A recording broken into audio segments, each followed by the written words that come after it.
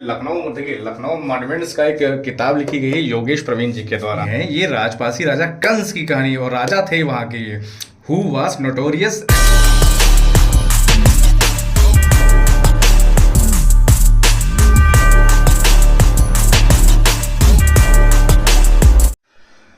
तो साथियों, जैसा मैंने आपको बोला था कि राजा सुहेलदेव पासी की वीडियो जो है आपने पहले देखा, और दूसरी चीज मैं आपको बता दूं कि देखिए आज जैसा थंबनेल और टाइटल पे आपने पढ़ा कि राजा सुहेलदेव से पहले ऐसा कौन सा ऐसा शख्स था, ऐसा कौन सा ऐसा बड़ा महान योद्धा था जिसने सैयद सलार गाजी की आधी सेना खत्म कर दी। मैं आपको बता दूं, सामने आपको दिख रहा है क्या, एक तरफ 10-30 दिख रहा है, दूसरी तरफ 10-34 दिख रहा है। और आपको सभी को पता है कि जब सैयद गाजी की बात आती है, जब हम गाजी की बात करते हैं तो वो गाजी जो है बहराइच की बात आ जाती है, 10-34 समय आ जाता है, और राजा सुहेलदेव पासी से इनका संघर्ष होता है। ये चीज आप सभी लोग जानते हैं। लेकिन 10-34 का जो कांड था उससे पहले का जो सनेरियो है उसका जो पहले का जो सनेरियो है, पीछे का 10-34 से पहले वो पूरा चैप्टर, ये पूरा चैप्टर है जो आपको समझना है। आपने अभी तक ऐतिहासिक आर्टिकल्स में, वीडियो में, न्यूज चैनलों में और सभी की जुबानी से आपने राजा सुहेलदेव पासी का जो है आपने नाम चर्चा जरूर सुना है। और सुहेलदेव पासी के साथ जो इतिहास में अन्याय हुआ था उसके साथ न्याय करने की कई सरकारों ने कोशिश भी करी, लेकिन जाति का एंगल उसमें आ जाता है। लेकिन राजा सुहेलदेव पासी का जो संबंध है उसको आज पूरा भारत जानना है। लेकिन 10-34 से पहले एक संघर्ष, ये बहराइच का संघर्ष हो गया, बहराइच की लड़ाई होगी। लेकिन बहराइच से पहले ये जो मैंने आपको, आप देख सकते हैं यहाँ पे 10-30 लिखा है, 1030 ईस्वी की बात है, और राजा सुहेलदेव की बात है 1034 में। 1034 में वो 21 राजाओं को इकट्ठा करके एक घोर संग्राम करते हैं और आप सामने देख सकते हैं एक इधर और एक इधर, तो हम इसको फोकस करेंगे। तो देखिए, राजपासी राजा कंस का नाम आता है, सैयद सलार खातिम का नाम आता है, सैयद सलार हातिम का नाम आता है और इसके बाद यही मैं आपको बताने जा रहा था कि राजा सुहेलदेव से पहले 1034 ईस्वी से पहले 1030 में क्या ऐसी कहानी थी इनकी। तो आप जान लीजिए कि 1030 में जो सैयद सलार गाजी जो है पंजाब सीधे अफगानिस्तान से होता हुआ, पंजाब से होता हुआ सीधे कन्नौज और दिल्ली को जीतते हुए पंजाब को जीता, दिल्ली को जीता, फिर कन्नौज को जीता। कन्नौज तक उसका मुकाबला करने वाला कोई भी ऐसा बहादुर योद्धा नहीं था। ये सैयद सलार जो मसूद गाजी था, इतिहास में उसको महमूद गजनवी का भांजा या रिश्तेदार बताते हैं, लेकिन वो इतना बड़ा क्रूर शासक नहीं बना। वो एक युद्ध अभियान में निकला था, वो धर्म युद्ध में निकला था। उसके बारे में ही ये प्रचलन में है कि वो धर्म युद्ध उसने शुरू किया था, जिहाद छिड़ा था, और उसने पूरे देश को इस्लाम को स्वीकार करने के लिए और इस्लाम फैलाने के लिए उसने युद्ध किया था। वो पूरा मिशन पे निकला था और उसका अंत जो है सीधे बहराइच में होता है। तो भाई, सैयद सलार गाजी एक बड़ा मशहूर योद्धा था और वो बहुत कुशल सेना नायक था। उसकी कम से कम कहने को तो उसके पास में 1.25 लाख की सेना थी, लेकिन इतिहासकारों के अनुसार उसके पास 2.5 लाख से ज्यादा की सेना थी। तो मैं आपको बता दूं कि आखिर सैयद गाजी लखनऊ के बाद में जब अपना पड़ाव सतरिक में डालता है, तो सतरिक में उसके पास सेना कम कैसे हो गई, तो वही मैं आपको बताने जा रहा हूं। एक ऐसा राजा, लखनऊ का एक ऐसा महान राजा जिसने सैयद गाजी की आधी सेना खत्म कर दी थी। मैं आपको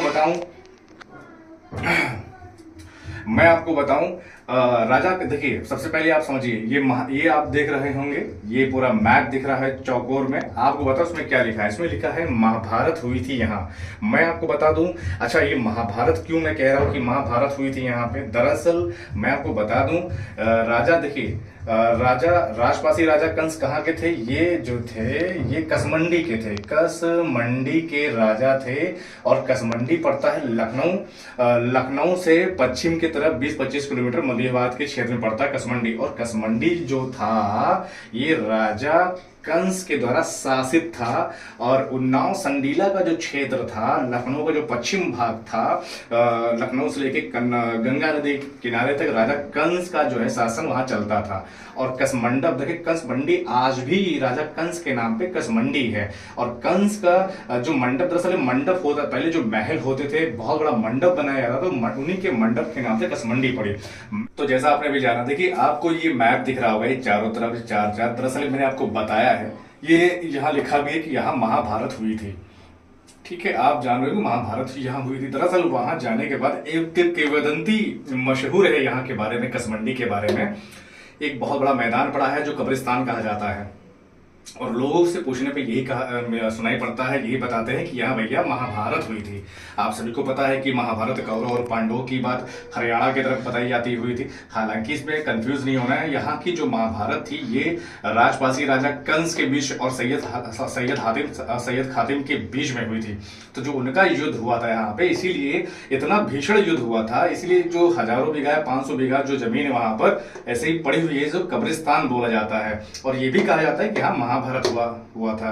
तो आपको बता दूं और ये बगल में ही जो है यहाँ कसमंडी, यहाँ राजा कंस का महल हुआ करता था, और यहाँ पे सैयद हातिम की मजार है, और यहाँ सैयद खातिम की मजार है।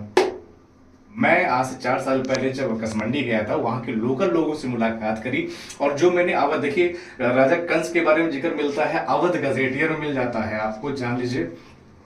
अवध जो गजेटियर है इसमें मिल जाता है, और लखनऊ सेटलमेंट रिपोर्ट में राजा कंस की कहानी मिल जाती है, जो 1876 के आसपास और 1880 के आसपास लिखी गई। तो मैं आपको बताऊं कि अब राजा कंस जो थे, देखिए मैं राजा कंस की कहानी बता रहा हूं आपको। राजा कंस की वीर जो वो लड़ाई लड़े थे उसकी कहानी मैं आपको बता रहा हूँ, क्योंकि देखिए इतिहास ने पारसी समाज के साथ अन्याय, जो यहाँ के जो लोग थे इतिहास में उनको न्याय नहीं मिला, लेकिन राजा कंस की वीरता को आपको जानना पड़ेगा। अच्छा, तो मैं आपको अभी बता रहा था कि राजा कंस जो थे वो कसमंडी के राजा थे। और देखिए मैं जब कसमंडी गया तो मुझे अच्छा 2 नाम मिले वहां पे, एक भीषण 2 मजारें मिली मुझे। एक सैयद सलार खातिम की कही जाती है, एक जो है सैयद सलार खातिम की जाती है। ठीक है, तो ये 2 नाम जो थे, ये दरअसल ये सैयद हातिम खातिम कौन थे, ये गाजी के जो थे भतीजे कहे जाते थे या भांजे कहे जाते थे। ये जो है सैयद गाजी के भांजे, और जो है भांजे या भतीजे ऐसा कुछ कहा जाता था उनको, लोग ऐसा बोलते हैं। तो वहां पर अच्छा, ये जो मैप आप देख रहे हैं सामने, थोड़ा पीछे से दिखाओ, ये जो मैप आप देख रहे हैं यहाँ से, ये देखिए यहाँ पे क्या है, ये एक बहुत बड़ा मैदान पड़ा है। आज भी कसमंडी में कम से कम सैकड़ों बीघा नहीं हजारों बीघा बहुत बड़ा मैदान पड़ा हुआ है, और उस मैदान के बारे में आज भी कहानी है कि यहाँ महाभारत हुई थी। दरअसल क्या है कि राजा कंस का नाम जो है ऐसा, चूंकि महाभारत जो काव्य खंड है श्री कृष्ण के संबंध में कहा जाता है कि कंस उनके मामा लगते थे, और कंस और श्री कृष्ण का जो, चूंकि वहां महाभारत जो महाकाव्य है उसमें भी कंस नाम का एक राजा हुआ था, लेकिन उस कंस की बात हम नहीं कर रहे हैं, हम राजपासी राजा कंस की बात कर रहे हैं। और समय देखिए 1000 साल पहले ये संघर्ष हुआ, और बीच में जो है 300 साल या 100 सालों में जो भी कहानियां प्रचलित में हो गई हो, लेकिन लोग आज ये कहते हैं कि यहाँ भैया महाभारत हुई थी, सबसे बड़ी लड़ाई यहाँ हुई थी। और मैं आपको बता दूं, जो ये लड़ाई हुई, इसी संघर्ष में सैयद सलार गाजी की आधी सेना खत्म हो गई थी। तो मैं देखिए, जब कसमंडी आप जाएंगे, कोई भी जा सकता है, तो वहां सैयद खातिम और हातिम की 2 मजारें आपको एक बगल बगल मिलेगी, एक यहाँ है एक यहाँ पर है। जो बहुत बड़ा मैदान है जहाँ युद्ध हुआ था, भीषण युद्ध हुआ था, उसी के बगल में राजा कंस का महल हुआ करता था। और राजा कंस का महल यहाँ पर है, यहाँ पे बस्तियां बस गई हैं, लेकिन आज भी बहुत सारे अवशेष यहाँ मिल जाते हैं, और लोग कहते हैं कि राजा कंस का महल है। आज भी लोग कहते हैं कि राजा कंस का महल है। तो कहानी ऐसी है, जब सैयद सलार गाजी पंजाब को जीता, दिल्ली को जीता, कन्नौज को जीत के जो है गंगा नदी पार करके जब अवध की धरती पर पहला कदम रखता है, तो उसकी पहली लड़ाई जो होती है राजपासी राजा कंस से इसकी लड़ाई होती है। राजपासी राजा कंस से इसकी लड़ाई होती है सैयद गाजी की। बाद में लड़ाई बहराइच की होती है। बहराइच का जो चैप्टर है, इस चैप्टर से पहले एक चैप्टर यहाँ पर मिल जाता है, जो 3 साल का समय लगा देता है। जैसे सोचिए, 1030 में आया और एक 34 एडी में वो 3 साल बाद बहराइच में लड़ा, तो वो 3 साल वो धीमा क्यों पड़ गया, जबकि वो पंजाब से उतरता हुआ दिल्ली कनौज बहुत जल्दी चला आया, क्योंकि उसके बीच में कोई संघर्ष करने वाला नहीं मिला। लेकिन जब यहाँ अवध की धरती पे आया तो जान नहीं पाया कि अवध की धरती पे रणबांकुरों का ये क्षेत्र है, गांजर के महान योद्धाओं का ये रणभूमि रही है, पासी वीर योद्धाओं की ये छावनी रही है। तो यहाँ इनका संघर्ष हुआ, इसीलिए 3 साल का समय लग जाता है बहराइच पहुंचने में। तो देखिए हुआ क्या, जो कहानी कही जाती है मैं आपको बता दूं, कहानी मैं बताने जा रहा हूं, आपको दिखा के बाद मैं आपको सीधा लेके आ रहा हूं उनके साक्ष्यों के बारे में, इनकी जहां बात हुई थी। दरअसल अवध गजेटियर में बात हुई थी। इसके बाद में लखनऊ मॉन्यूमेंट्स का एक किताब लिखी गई है योगेश प्रवीण जी के द्वारा।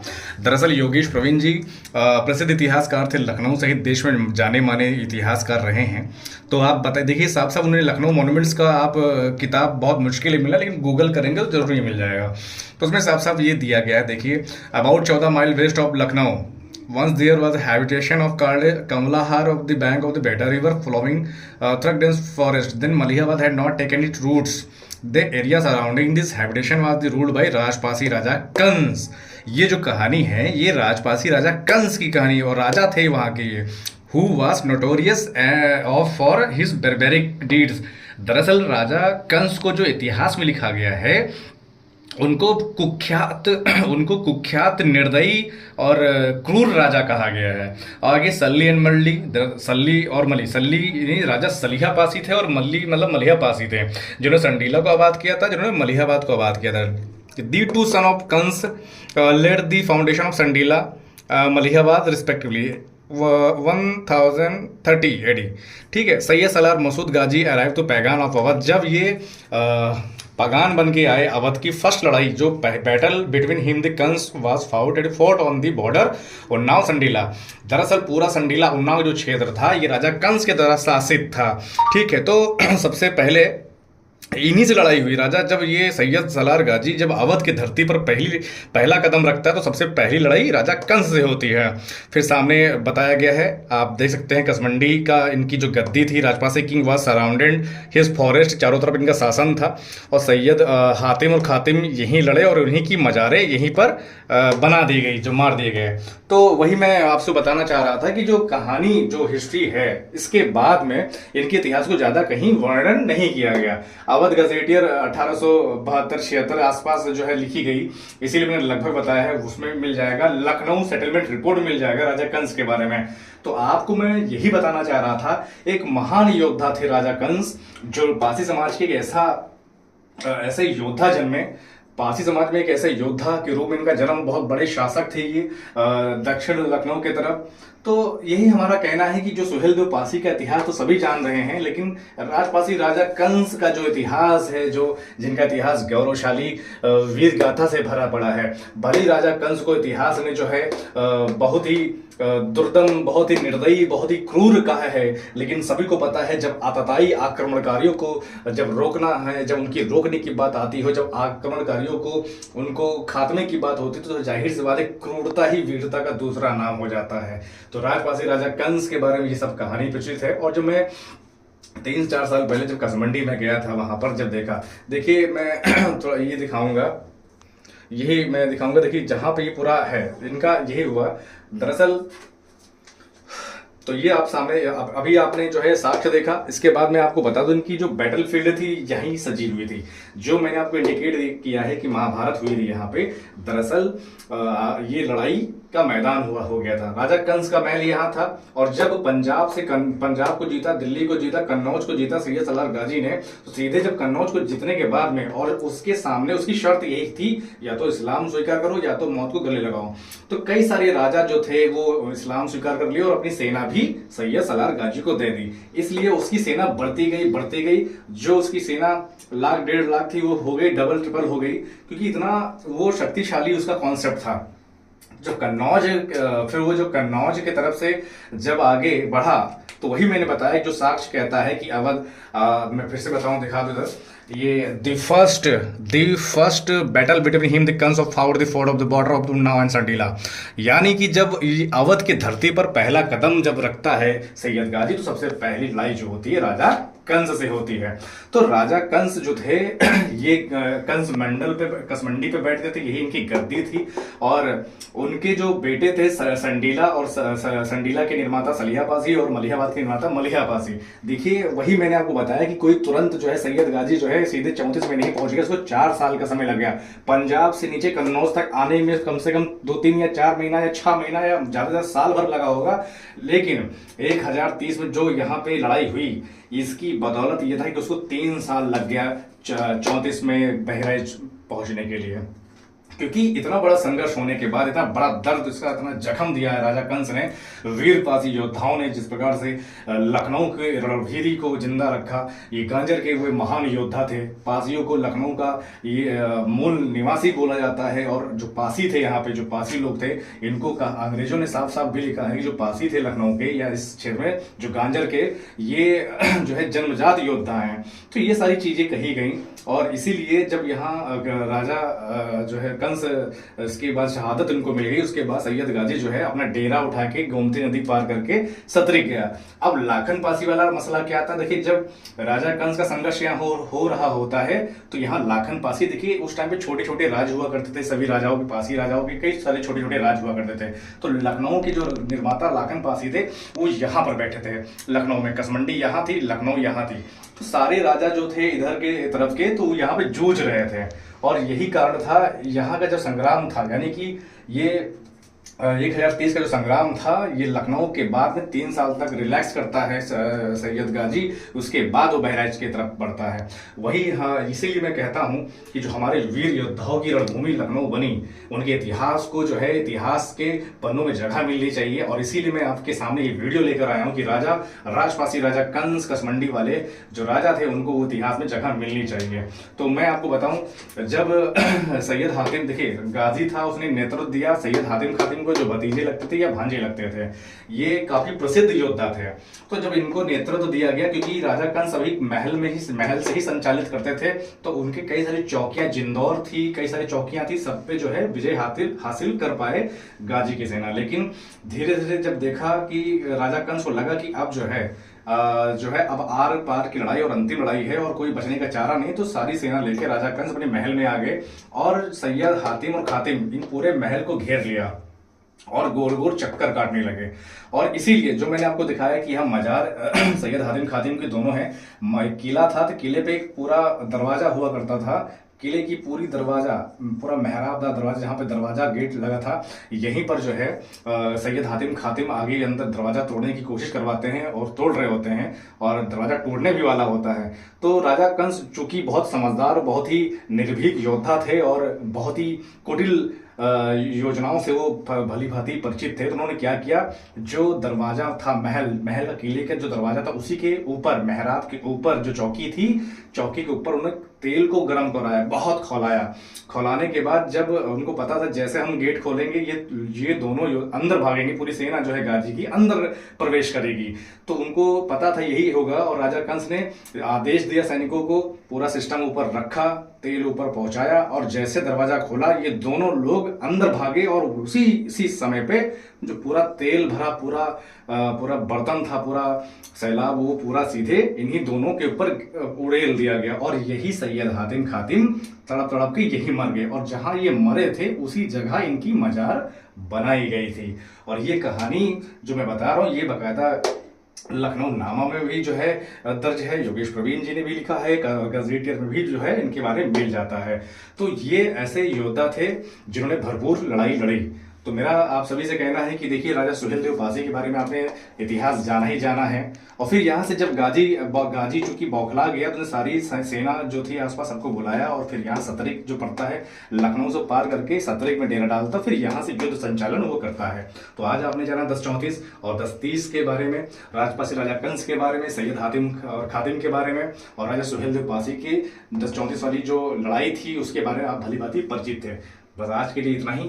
नमस्कार।